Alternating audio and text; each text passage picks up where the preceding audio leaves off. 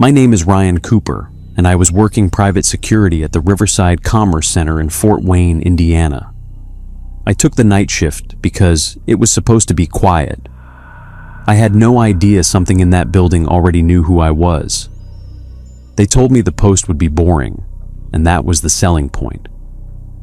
Riverside Commerce Center had died before it ever opened, a half-built mall gutted by lawsuits and bad money, left to echo with plastic sheets snapping in the air vents and the faint smell of wet cement that never really dried. At night, the place felt refrigerated, like the life had been pulled out and stored somewhere else. My setup was a folding table dragged in front of the main entrance with 2 monitors, a landline that rarely worked, and a microwave someone had stolen from a break room years ago.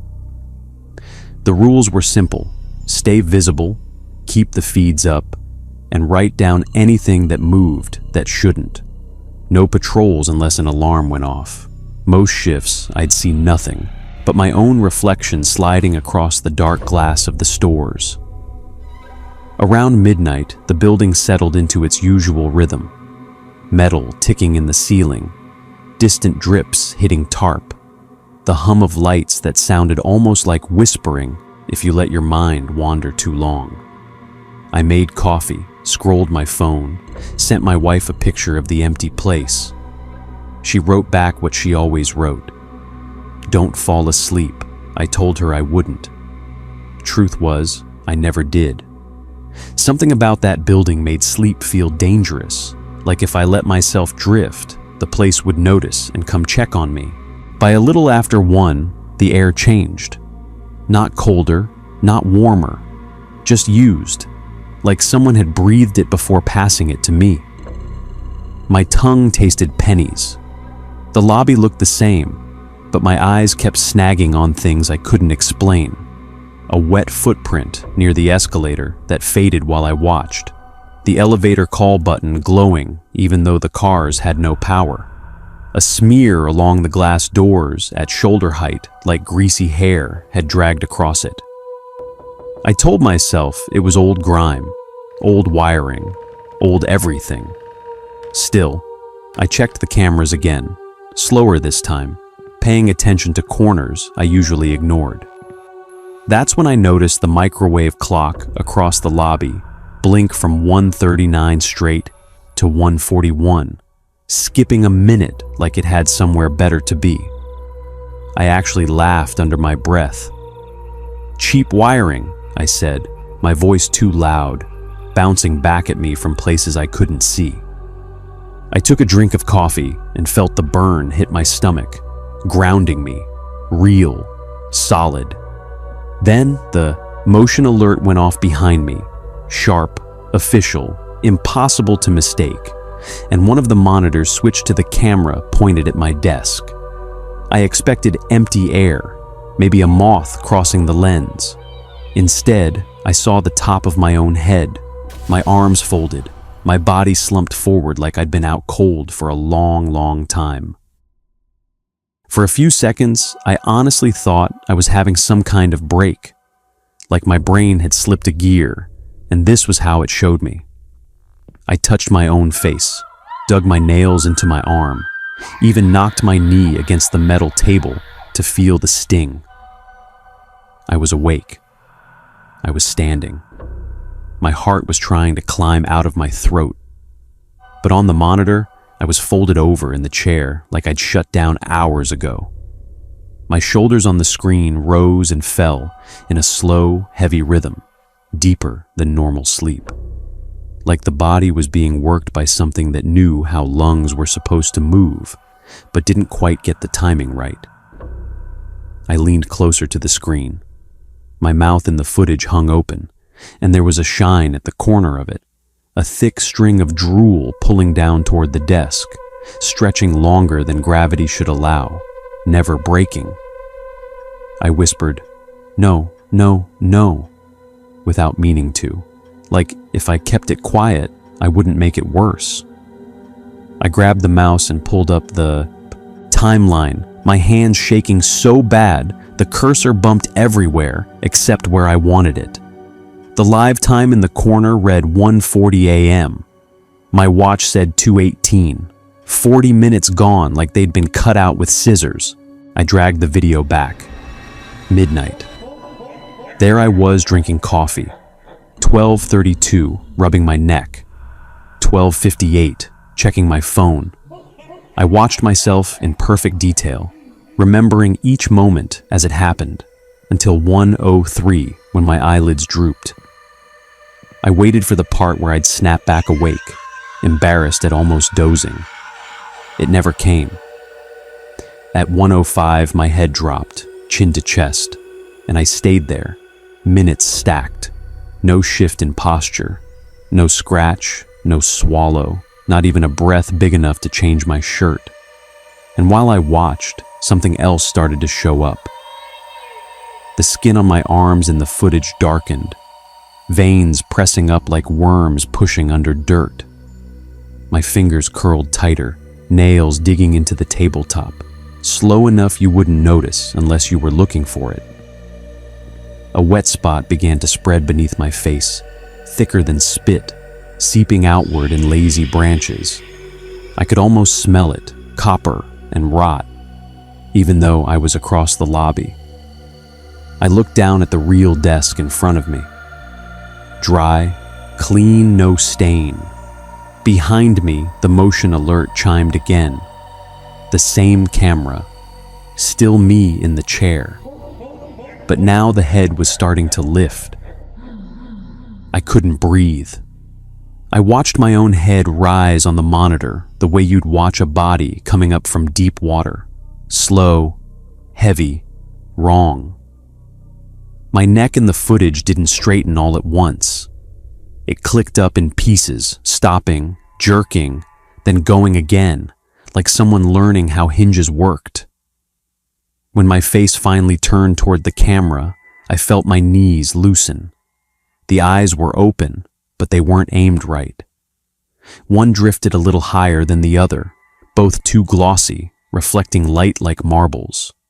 My mouth sagged, strings of that dark saliva pulling and snapping across my chin, dropping to the desk in thick dots. I wiped my own mouth without thinking. Dry. My skin crawled so hard it hurt. "That's not me," I said, and hearing it out loud almost helped. Almost. On the screen, the thing wearing me twitched, like it had caught the sound through the wires. Its lips started working, trying shapes, like it had found a language, but didn't know which one to put on. The jaw opened wider, wider than it should. I heard a faint pop from the speakers, like cartilage giving up. Something slid in its throat, rising, pushing against the skin from the inside. I stumbled backward from the desk and hit the cold tile. The chair in the video scraped across the floor.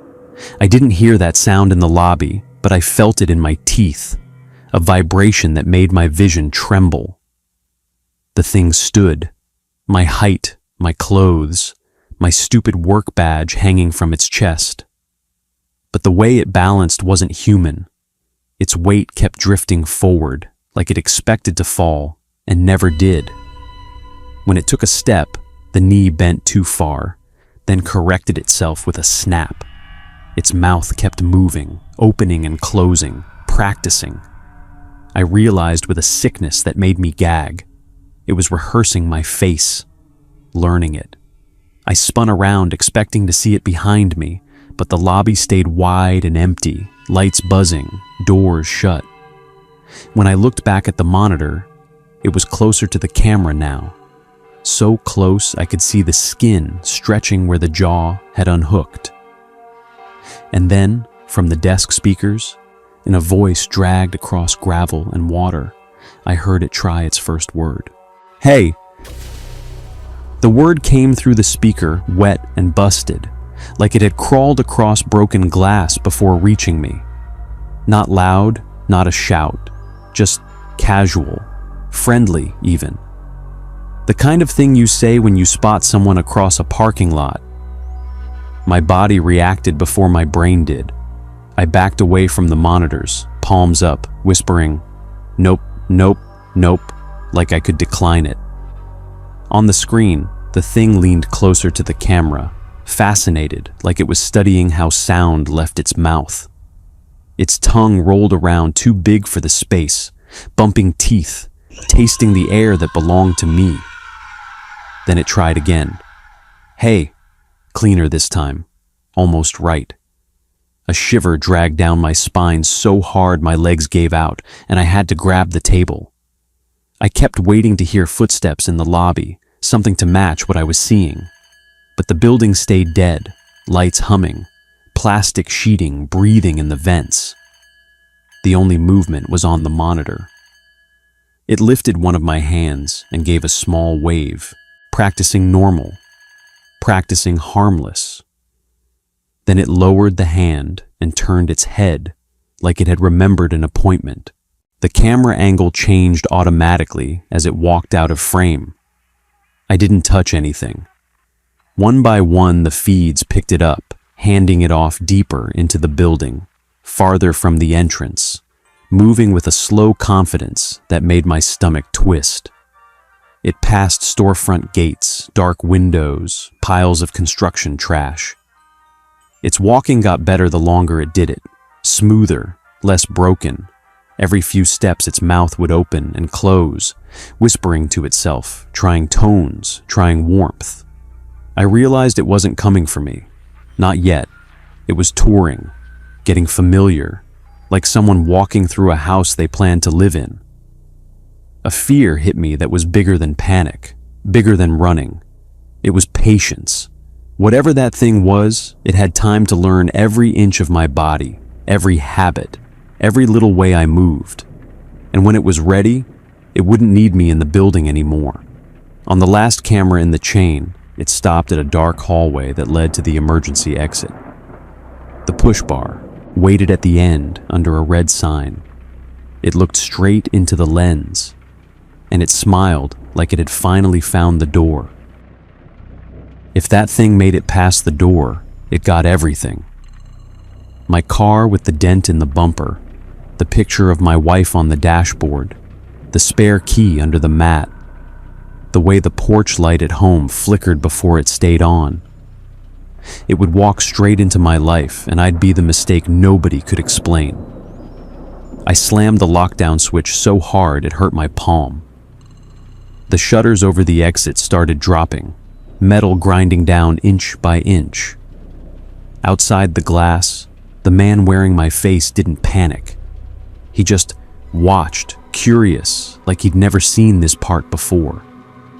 Then he stepped closer into the light. His smile wasn't wide anymore.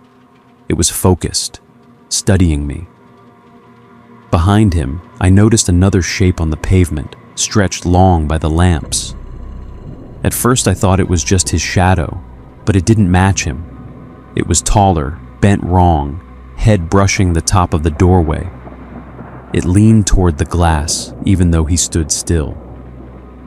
My mouth went dry. The man outside raised his hand and knocked once, gentle, like he didn't want to wake a baby. The shutters kept falling, halfway down, a quarter left. He tried the handle out of habit, still polite, still pretending. Then his reflection blinked before he did.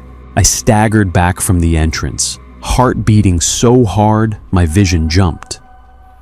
In the dark glass, the face looking at me from inside the lobby wasn't moving right anymore. My reflection lagged, then smiled on its own, slow and pleased, like it had been waiting for this exact moment.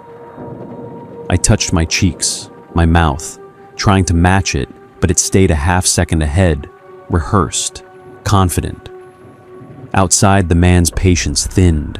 He knocked again, harder, and the tall shadow behind him folded down, pressing closer, trying to pour itself into the outline of him. The shutters trembled, reversing a few inches with a scream of metal. Something in the building had changed its mind. "No," I whispered, backing away, but the reflection didn't follow. It stayed at the door, eager, lips parting. The man outside finally looked confused, like he was realizing he might not be the one meant to go home. The last thing I saw before the lights burst and the monitors died was my reflection reaching for the lock from the inside and smiling at both of us.